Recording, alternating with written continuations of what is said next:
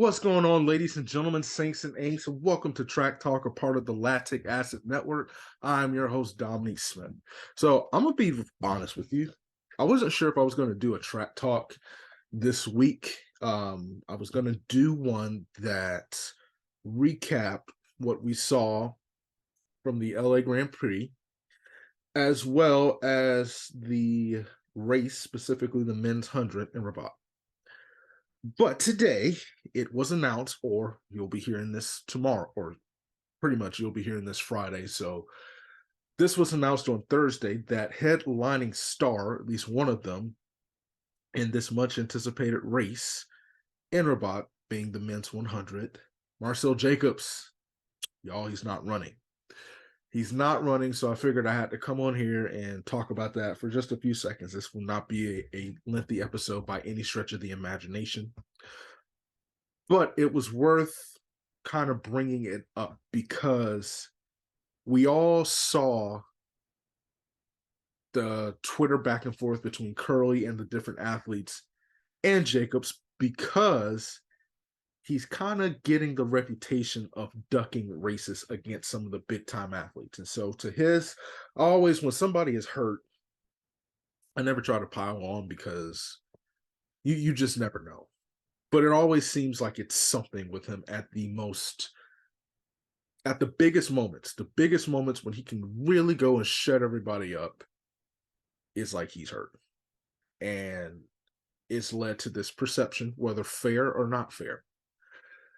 My concern is not specifically because here's the thing.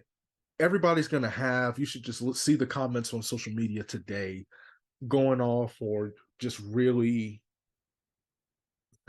it's been crazy. All the athletes are commenting on it, all the fans, spectators, you name it, they're making comments about him not running this race. My concern is this, and I want to play on the opposite side of the spectrum here, because I don't necessarily want to say that he's ducking races, but I will say this.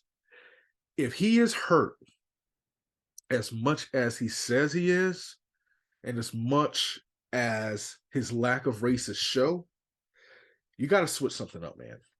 Because if you're getting hurt, you're getting these little soft tissue injuries, you're getting these toe injuries, these foot injuries. Forgive me for cleaning off my glasses. I'm looking at the screen and I'm looking at my glasses, and it's just a wonder how I can see. But if you're getting these injuries this often, that is a problem.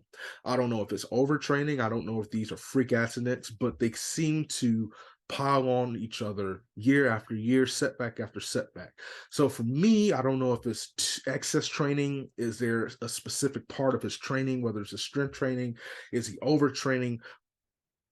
But you're starting to get this injury bug and be known, outside of just ducking races and being afraid of competition, you're this injury prone athlete. And it's like, dude, it's frustrating as a competitor, I'm sure, but as a fan, it's frustrating because we want to see you in this race. We haven't seen him race since the Olympics in Tokyo, where there was nobody, in the crowd. And to his defense, he won. He beat Fred Curly fair and square. He beat him.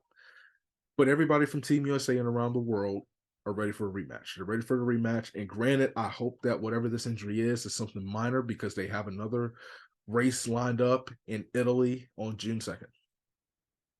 And so I really, really hope that is something minor, that is just a small injury. But at this point, if you are getting hurt that much, you got to change something. Something, and that's the frustrating thing. Something has to be going on in your training for you to sustain these injuries at the worst time.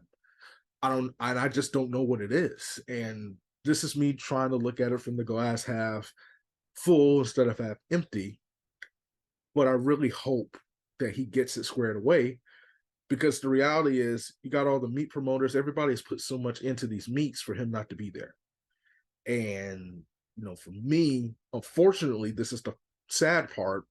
Aaron Brown mentioned it on Twitter today. It's not as if his share of the promotional money and all that stuff that went into promoting him and Curly as the headliners just kind of goes to the athletes or gets added to the, the fund for the winners. It goes back into the meet organizers' pockets, which is awful. Because it's like, okay, it's just free money. So instead of really pouring it back into the athletes, really making this something big, the rich just get richer. And so I hope he gets this squared away. I hope he gets this injury bug. I hope this is the last time I have to see that he's ducking races, or at least that's the theme from everybody else in track and field. Because here's the thing: he's the Olympic champion. If you're racing, it's better for the competition. That's just the way it is. It's better for the competition, and the best way to eliminate the stigma that you duck races is to actually get out there, race, and beat somebody. And so I hope, like I said, it's a quick injury, and I hope whatever it is that is causing these frequent injuries, that he can switch it up. Did want to preview the men's 100 because I have to say something that may be a little controversial, but I have to say it, y'all. Even if he was running, it is not a guarantee based on the field that is made up for the men's 100 that he would win. No, because there is some impressive talent in that field that could pop off and win this race. So we got Fred Curley. So Lamont Jacobs is not there. But let's just say devil's advocate. Let's just say, hypothetically speaking, he was there. It's not a guarantee because you got Trayvon Bromell and you have Simbine, but Ferdinand Omanyala and Tobago from Botswana. Now, Tobago, I'm really excited to see kind of how he does because he's a youngster coming on at the big scene, racing experienced guys. And so he certainly has the confidence. He certainly has the swagger. It's just a matter of putting it all together. Obviously, he celebrated early at the line. I believe it was the U20 or U18 championships last year, and that made headway in addition to his time. But that's all a part of learning about the sport and how to handle yourself professionally. The earlier you celebrate, the slower time you're going to run because you are not focusing fully on the end of the race. But Bromell has one of the most lethal starts in the world when he is going. When he is going, he is a factor for anything. He has won medals at the big stage. Obviously, he won a bronze, but his potential is there. So it's going to be a fantastic race. Ferdinand Omanyala, man, listen, he comes in running 984. Curley is right there in second, 988, with his fantastic performance last week. So I think it's going to be a great race. I cannot give you a prediction, but there's something in me that's saying Omanyala or Bromell might shock this field. I just had that feeling because there's so many different strengths of these 100-meter athletes, that makes this race such a compelling race that I feel like it's going to be interesting. Now, I will say Curley comes in with the momentum.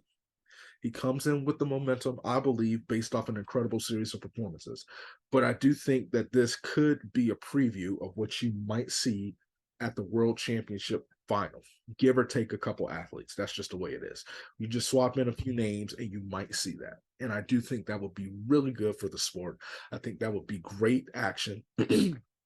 Excuse me. And having Jacobs in there, especially if he's at full strength, that will make it even better. So I'm excited for this race. Even with Jacobs out, it's still a great race. It's still going to be a fantastic race. There's incredible athletes lined up that I fully expect to give a great show. The LA Grand Prix, we talked about it on our shorts. Please watch out for that because that meet is going to feature some great athletes. And I want to give a shout out to the distance runners and just some love to the races that are going to be happening on the distance end on Friday night, which for those who are listening is tonight. And so I want to just bear with me as I pull this up because there's a few notable names that are running in certain races throughout the Friday evening before the sprints take over on Saturday. So in the 5,000 meters, Woody Kincaid, he's going to be in that race. Obviously, the women's 100, we'll get to that. We actually already discussed that. A great seating and a great showing with Cooper Tier, Chariot in the 1500, as well as Matt Centrowitz, Emma Coburn, Josette Andrews. Guess what? They're taking on, Josette Norris Andrews. They're going to be taking on the women's 1500. Clayton Murphy, Bryce Hoffel, Noah Cabet, they're going to be taking on the 800 as well. And then in the 5,000, you're going to have the likes of some incredibly talented runners, whether it is Elise Cranny, Vanessa Frazier, It's just going to be amazing to see. So please be sure to check that out. The LA Grand Prix proves to be a great one, even though a few starts are missing in that one, is one that you're not going to want to miss. So that was a short episode of Track Talk. Just wanted to come on here, talk a little noise about that, give my thoughts. Obviously nothing too major. I do want to thank everybody for their support. We are literally in the heat of track season, and the action is just jam-packed, and there's so much to cover, and we're going to do that for you here on Lactic Acid. We're going to be here recapping. We're going to be here covering it. You're going to get interviews, great interviews for Bringing Back a Bucket of Track Talk Fried Chicken, I believe. That is being recorded this weekend. And there's just some awesome things that are going to be happening on this channel that I hope you are a part of. So listen, we have our links for everything. It is on our Linktree page, which is right in the show notes. But we're on TikTok, Lactic Acid _podcast, Twitter, Lactic Acid _pod, Instagram, Lactic Acid Podcast, and obviously on the YouTube channel. Like, subscribe, hit that notification button. Please do share with your friends, share with your mom, your dad, your cats, your dogs, whoever. If the goldfish has fingers, share it with them too. It's the more the merrier. Let's continue to grow this family. We are also, if you're listening on Apple Podcasts, Spotify, Google Pod, whatever you listen to, Overcast, Pocket, whatever, iHeartRadio, Pandora, we got you. We got you. Go ahead, type in the name of the show, Lactic Acid with Dominique Smith. Subscribe, hit the notification bell. That way you're alerted and updated on all the episodes as they get released. Appreciate everybody. Love, peace, and chicken grease, and we will catch you next time.